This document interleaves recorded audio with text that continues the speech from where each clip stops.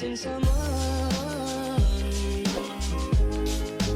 love with all your heart. Missing someone love with heart.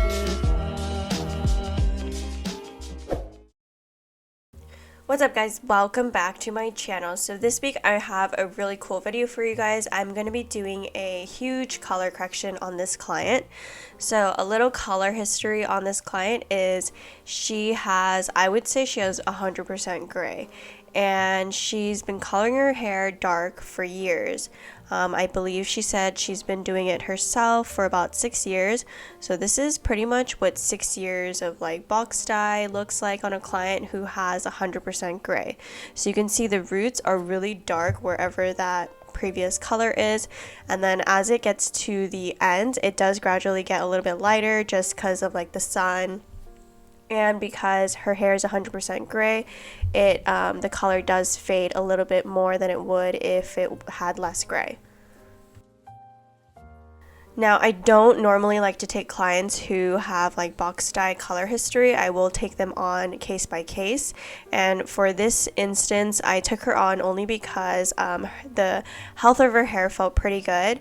She's never lightened it before, and she had 100% gray, meaning that it would possibly be a little bit easier to lighten out or remove the previous color that's on her hair because she is 100% gray compared to someone who was like 50% gray.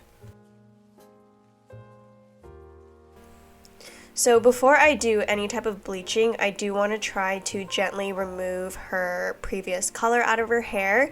So I've kind of sprayed her hair down with a spray bottle, just so that this product that I'm going to be putting on her hair just kind of spreads a little bit more evenly. This client does have a ton of hair, so I wanted this process to be nice and quick and easy to apply some of the color remover.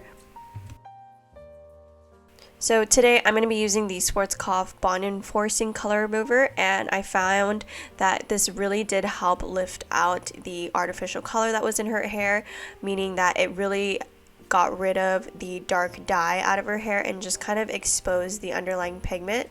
And also at the same time, I did feel like it did lift it about a level or two. The directions do say that you can like mix it with 6 volume or 10 volume. I only mixed it with 6 volume because I wanted to see and keep her hair like very healthy. So I wanted to do a very low volume, just keep it on the more gentle side.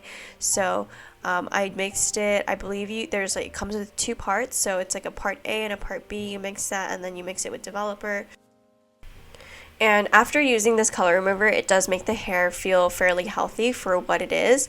I find that it did make a huge difference in the end when I went to go lighten it, because doing this extra step before lightening it just kind of gives it a little extra push to kind of lift out the color. Because if you're bleaching the hair, usually bleach is only strong for like a certain amount of time. I would say probably up to like an hour, and like it's strongest in those first like 30 minutes and then slowly kind of dies out. And so if the bleach is focusing on removing the color when a color remover could have, it doesn't really lift the hair as light as it possibly can. So it does make the hair a little bit more stubborn. So doing this extra step with the color remover really helped with my whole process, because I was able to remove a lot of that dark pigment and expose the underlying pigments in the hair before even bleaching the hair, making everything super gentle and a lot healthier on her hair. So I pretty much let the color remover sit on her hair for I believe up to like 20 minutes, and I did put a shower cap on and put her under the dryer for a little bit just to kind of help it speed up the process a bit. And then I went ahead and started to shampoo with the K18 Peptide Detox Shampoo. So this is going to remove any type of mineral buildup or anything like that, just to kind of clarify the hair again before we lighten it. I just really want a really clean canvas so that the lightener is not fighting anything else but lifting the hair. And this shampoo is fairly new, so this was pretty much my first time using it, and I do feel like this made the hair feel pretty soft compared to other like build-up shampoos that I've used. So I do really like this one and would recommend it. And then this is what her hair looked like. I pretty much just dried it about like 50%.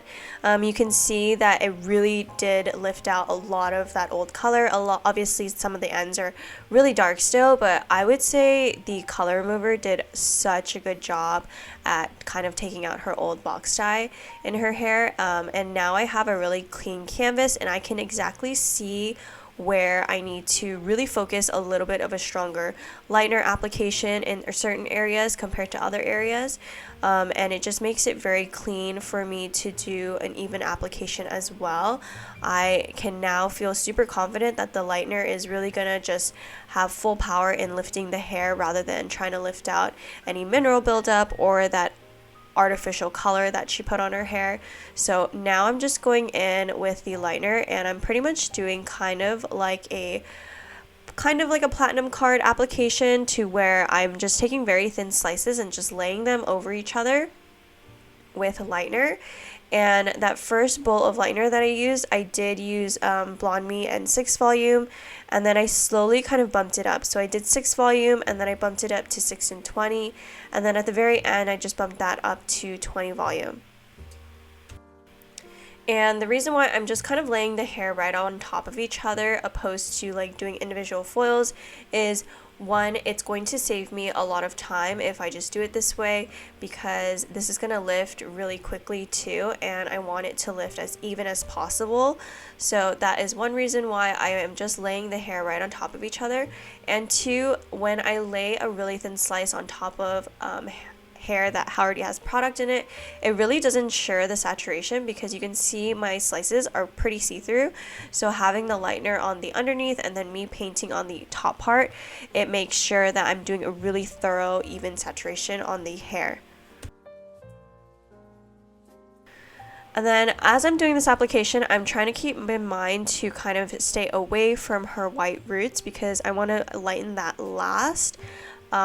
And I already know that since she's 100% gray, the roots will most definitely lighten way faster and lighter than the ends. Like, I don't even think her ends will get to a level 8, to be honest.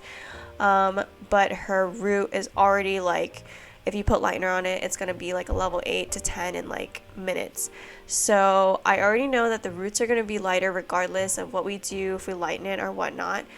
So I'm going to save lightening the roots for the very end. And I also want to keep in mind that whatever color I do, essentially I do want to do a shadow root.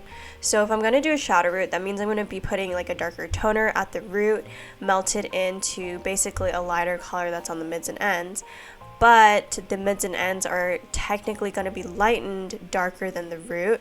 So essentially later when I hit the root, I don't want the root to be a full level 10, because in the future, since we're going to be doing a darker toner at the root today to kind of blend it all together, I want to give the hair some wiggle room for me to lighten out that dark root shade later. So if I lighten her roots already to a level 10 today, it might make it more fragile for me to kind of remove the dark shadow root that I'm going to be putting on today.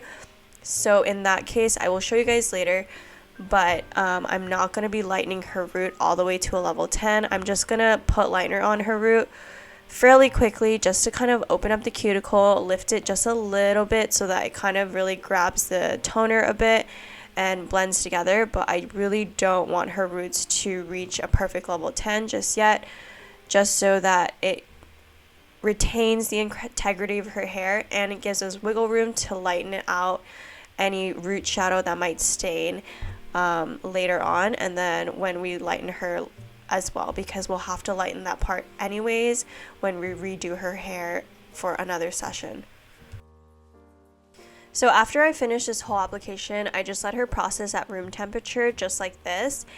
And she probably processed for, I would say, up to like 30 to 40 minutes before some parts of it were ready to be rinsed. So once I felt that my client's mids and ends were almost ready to be rinsed, I decided to now hit the root with the Pulp Bright cream bleach. So I'm using the cream bleach with 20 volume and just quickly hitting the root. I just want to kind of open up the cuticle and kind of lift it maybe like a level or half a level, just so that the toner can kind of stain the root a little bit when I put the root shadow on. But I don't want the roots to get too light, because again, I'm gonna have to lift out the root shadow once I relighten everything. So I want to have that wiggle room to where she's not fully lifted to a clean level 10. Maybe a level 9 would be good, or even a level 8, but I don't want to lift her to too light, just so that we can lift it out for next time. So for her toner, so you can see her roots are a lot lighter than the mids and ends, so I needed to kind of have everything match. So the mids and ends were very warm and the root was very cool toned. Not cool toned, but it was just such a clean lift because she is so gray at the root.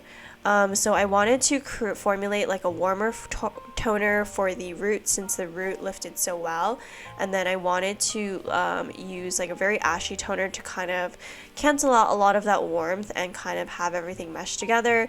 So for her root shade, I went ahead and mixed the Pulp Bright Liquid Demis. I used 6-3, which is a level 6 gold, and then I mixed that in with 7-4, which is a level 7 copper. And then for the mids and ends, I mixed up 8-2, which is a level 8 violet, and then added in some 6-1, which is a level 6 blue ash. Alrighty guys, so here is my client's finished look. You can see how everything looks so nice and blended with the root shadow, creating a very warm tone root shadow melted into the warmer ends. I feel like that toner formulation really helped neutralize a lot of that warmth on the mids and ends, and honestly I was just so surprised that her hair was able to even get kind of like a blondish tone or even like a light brown, because in our consultation I really only promised her like a really dark brown or even something really reddish brown. So we were super happy with this result and that we could even get this far today. Honestly, her hair felt amazing. We did a lot of treatments in between, and I gave her a lot of products recommendations that she could incorporate into her routine at home to keep it healthy, so that we can do another session of her going lighter. But yeah guys, I hope you enjoyed this video or learned something new. I really enjoyed doing this correction because it really challenged me to think outside the box in some instances, because every color correction is just so different and you will face different problems for each and every one of them, and that's honestly what makes it so fun to kind of figure it out for each individual client. But I was super happy with the results.